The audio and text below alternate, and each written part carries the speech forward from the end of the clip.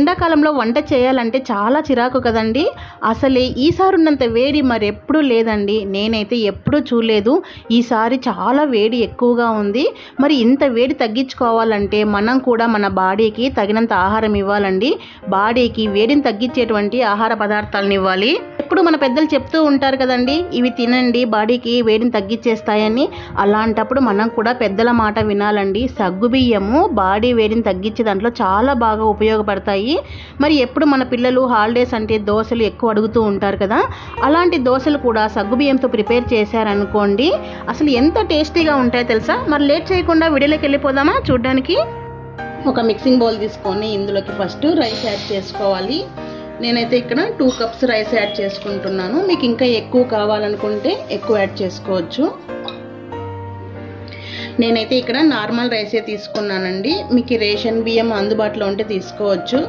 ఈ 2 కప్పుల రైస్కి 3/4 కప్పు సగ్గుబియ్యం యాడ్ చేసుకోవాలి. సగ్గుబియ్యము వేసవికాలంలో చాలా హెల్త్కి మంచిది, బాడీకి చలవ చేస్తుంది. ఇందులోకి 1 టీ స్పూన్ మెంతులు, 2 టేబుల్ స్పూన్ శనగపప్పు యాడ్ చేస్తున్నాను. ఇందులోకి వాటర్ యాడ్ చేసుకొని 1కి 2 సార్లు శుభ్రంగా కడగాలి.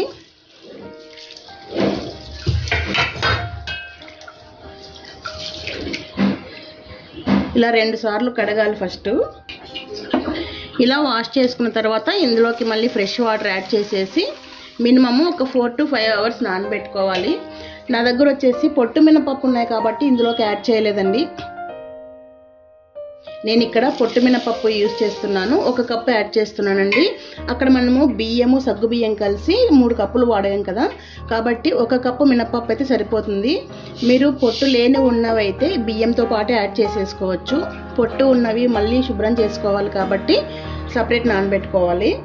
వీటిని కూడా 2 సార్లు శుభ్రంగా కడిగి మళ్ళీ ఫ్రెష్ వాటర్ యాడ్ చేసి పెట్టేసుకోవాలి. వీటిని మినిమం అంటే 4 to 5 అవర్స్ నానబెట్టుకోవాలండి. ఇలా నానబెట్టిన తర్వాత మళ్ళీ మనం రుబ్బుకోవాలి. మీరు నార్మల్ మినపప్పు వాడేలాగుంటే రైస్తో పాటు యాడ్ చేసుకుంటే సరిపోతుందండి. అన్నీ కలిపి ఒకే దాంట్లో నానబెట్టేసుకోవచ్చు. ఇది పొట్టు ఉంటుంది, మళ్ళీ శుభ్రం చేసుకోవాలి కాబట్టి నేను ఇలా సపరేట్ నానబెట్టేశాను. నానిన తర్వాత వీటిని శుభ్రంగా కడిగేసుకుందాము. 6 అవర్స్ నానబెట్టిన తర్వాత నేను మినపప్పు అంతా పొట్టు తీసేసానండి.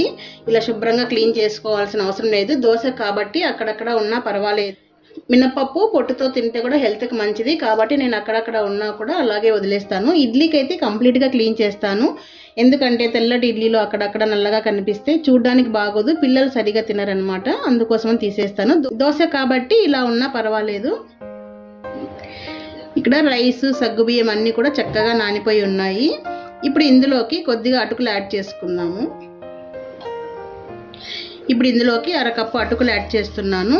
ఎందుకంటే మినపప్పు గ్రైండ్ చేసుకునే లోపు ఈ అటుకులు కూడా చక్కగా నానిపోతాయి. ఎప్పుడు కూడా అటుకులు ముందే నానబెట్టుకోకూడదండి. ఇలా గ్రైండ్ చేసుకుని ఒక 10 నిమిషాల ముందు నానబెట్టేసుకుంటే సరిపోతుంది. అటుకులు తొందరగా నానిపోతాయి కదా. మిక్సీ జార్లోకి ఇప్పుడు మినపప్పు యాడ్ చేసుకుందాము.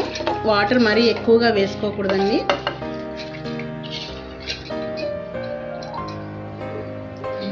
ఇలా కొద్దిగా వాటర్ యాడ్ చేసుకొని పిండిని బాగా మెత్తగా గ్రైండ్ చేసుకోవాలి. ఇలా మెత్తగా గ్రైండ్ చేసుకున్న తర్వాత దీన్ని ఒక 8 బాక్స్లోకి యాడ్ చేసేసుకోవాలి.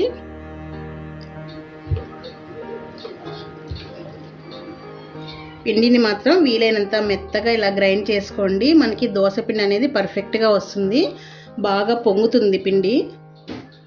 తర్వాత ఇదే జార్లోకి రైస్ అన్నీ కూడా యాడ్ చేసేసుకుందాము. ఎక్కువగా కాకుండా ఎప్పుడు కూడా సగం వరకే వేసుకొని గ్రైండ్ చేసుకోవాలండి. అలా చేసుకుంటే పిండి కూడా పర్ఫెక్ట్గా వస్తుంది. అలా వేసుకుంటే మిక్సీ జార్లు కూడా తొందరగా పాడవవు అన్నమాట. కాబట్టి ఎప్పుడు హాఫ్ వరకే వేసుకొని గ్రైండ్ చేసుకోండి. ఇందులోకి బియ్యం నానబెట్టినటువంటి వాటర్ యాడ్ చేసుకుంటున్నాము.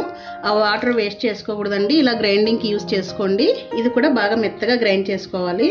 ఇప్పుడు ఈ పిండి అంతా కూడా మినపప్పు ఉన్నటువంటి బాక్స్లోకి యాడ్ చేసుకోవాలి. ఇలాగే మిగిలిన పిండి అంతా కూడా మిక్సీ వేసేసుకొని యాడ్ చేసుకోవాలి. బియ్యం మాత్రం మరీ మెత్తగా కాకుండా కొంచెం బరకగా యాడ్ చేసుకోండి. దోశలు క్రిస్పీగా వస్తాయి. మినపప్పు మాత్రం బాగా మెత్తగా వేసుకోండి. బియ్యం మాత్రం కొంచెం బరకగా వేసుకోండి. దోశలు అనేది క్రిస్పీగా చాలా బాగా వస్తాయి. ఇలాగే బియ్యం పిండి అంతా కూడా మిక్సీ వేసేసుకొని ఇందులోకి యాడ్ చేసేసుకోవాలి. పిండి మరీ లూజ్గా వేసుకోకండి, కొంచెం గట్టిగానే వేసుకోండి ఎప్పుడు కూడా. ఇలా యాడ్ చేసిన తర్వాత పిండిని మాత్రం ఒకసారి ఇలా బాగా మిక్స్ చేయాలండి.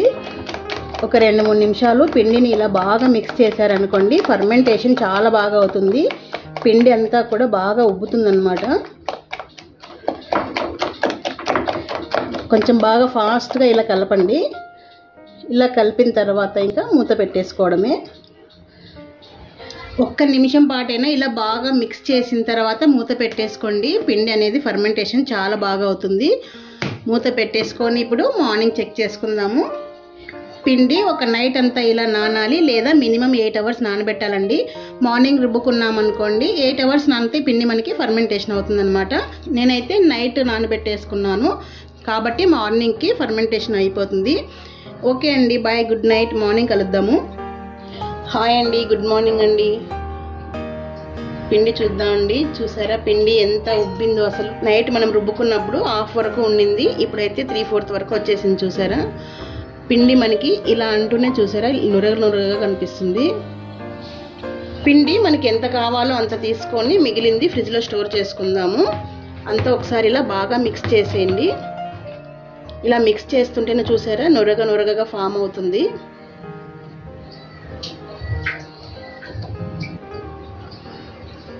మనకి కావాల్సినంత పిండిని ఒక బౌల్లోకి యాడ్ చేసేసుకుందాము.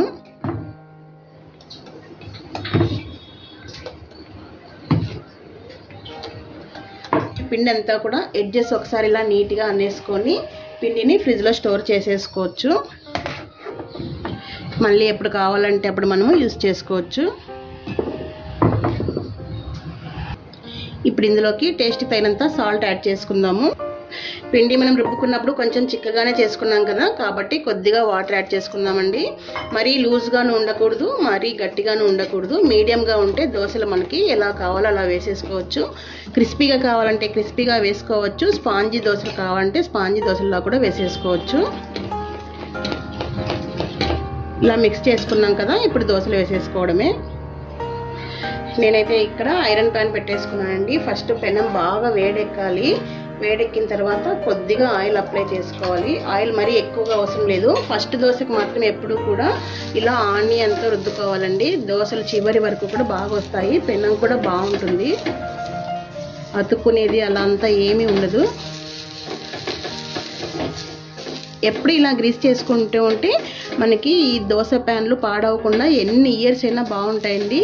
నాది వచ్చేసి ఇది ఇప్పుడు 20 ఇయర్స్ అయింది నేను తీసుకొని. మా పెళ్ళైన కొత్తలో తీసుకున్నాము. ఇన్ని ఇయర్స్ అయినా కూడా నేను ఇంకా దోశలు వేస్తూనే ఉన్నాను, అంతే పర్ఫెక్ట్గా వస్తున్నాయి. ఇలా ఆనియన్తో అంత బాగా రుద్దిన తర్వాత వాటర్ స్ప్రింకిల్ చేసేస్తాను. అలా చేయడం వల్ల మనకి ఆయిల్ ఒక చోట ఎక్కువ తక్కువ లేకుండా అంతా ఈవెన్గా స్ప్రెడ్ అవుతుందన్నమాట. ఇప్పుడు దోశ బ్యాటర్ని యాడ్ చేసేసుకోవాలి. దోశలాగా రుద్దుకోవడమే.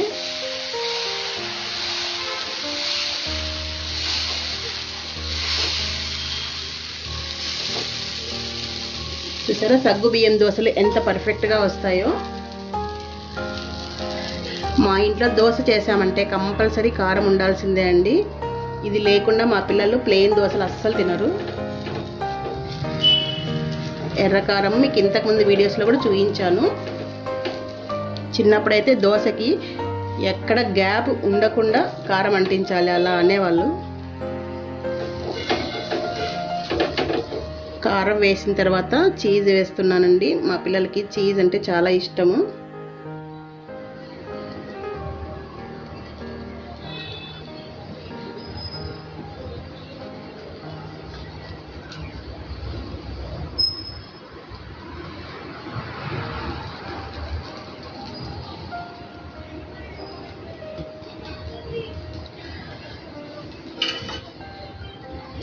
చీజ్ వేసిన తర్వాత పైన లైట్గా ఆయిల్ అప్లై చేసుకోండి.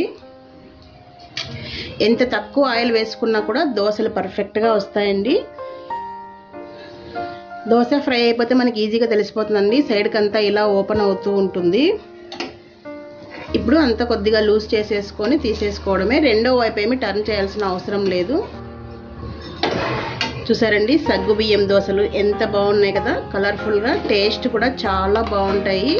దీని కాంబినేషన్గా చట్నీ ప్రిపేర్ చేసుకొని తింటే సూపర్గా ఉంటుంది.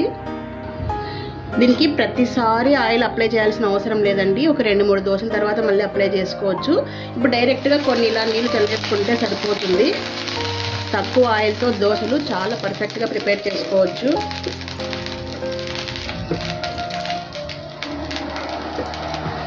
నెక్స్ట్ వచ్చేసి ఎగ్ దోశ వేస్తున్నాను. మా పిల్లలకి ఎగ్ దోశ అంటే చాలా ఇష్టము. దోశ ప్రిపేర్ చేశాను అంటే ఎగ్ దోశ కంపల్సరీ ఉండాల్సిందే. దోశలు కూడా పల్చగా మనకి ఎలా కావాలో అలా ప్రిపేర్ చేసుకోవచ్చండి. మెత్తగా, క్రిస్పీగా, ఎవరికి ఎలా ఇష్టం ఉంటే అలా ప్రిపేర్ చేసుకోవచ్చు. సమ్మర్లో సగ్గుబియ్యము ఇలా ప్రిపేర్ చేసుకోండి. ఎప్పుడు ఒకే రకంగా కాకుండా ఇలా ప్రతి దాంట్లోనూ యూజ్ చేసుకుంటూ ఉంటే హెల్త్కి చాలా మంచిది కదా సగ్గుబియ్యము. ఈ సమ్మర్లో ముఖ్యంగా చాలా మంచిది. ఎగ్ బ్రేక్ చేసి వేసేసుకోవడమే.